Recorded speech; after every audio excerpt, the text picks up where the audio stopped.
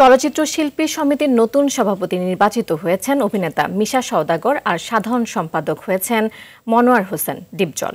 গেলবারের সাধারণ সম্পাদক নিপুণ আক্তার ১৭ ভোট কম পেয়েছেন ডিপজলের চেয়ে। সকাল ৭:45টায় এই ফলাফল ঘোষণা করা হয়। আরও জানাচ্ছেন মারজান ইভান।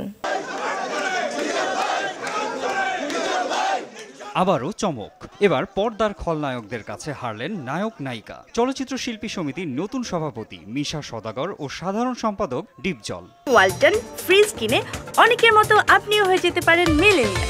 সেরা পণ্যের সেরা অফার। ২০২৪-২৬ মেয়াদের নির্বাচনে ৫৭০ ভোটের মধ্যে ভোট পড়ে ৪৭৫টি।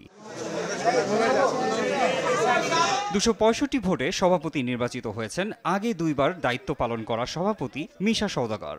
আর ২২৫ ভোট পেয়ে সাধারণ সম্পাদক নির্বাচিত হন মনোয়ার হোসেন ডিপজল। সাধারণ সম্পাদক একটি পদ নিপুণ আক্তার ২০৯ ভোট পেয়েছেন। মনোয়ার হোসেন ডিপজল ২২৫ ভোট পেয়ে নির্বাচিত।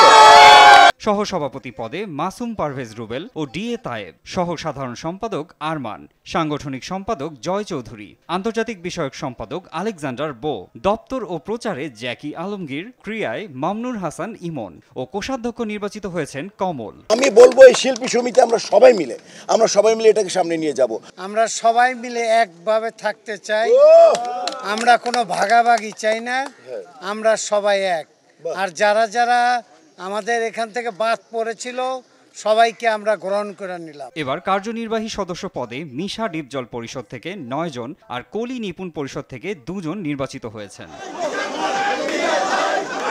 মারজান ইভান, RTV।